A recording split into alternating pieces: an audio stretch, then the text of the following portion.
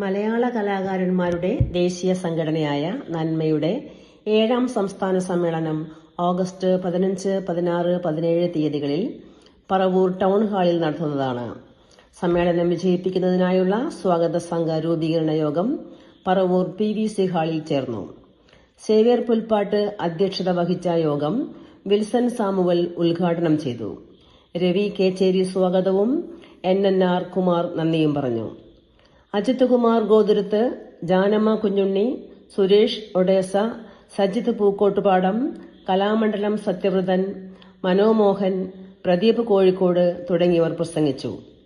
Xavier Pulpattu ചെയർമാനും Ajith Kumar Gothuruth general കൺവീനറും NNR Kumar കൺവീനറും Dinesh പുലിമുഖത്ത് ട്രഷററുമായി 201 അംഗങ്ങളുള്ള വിപുലമായ സംഘാടക സമിതി രൂപീകരിച്ചു.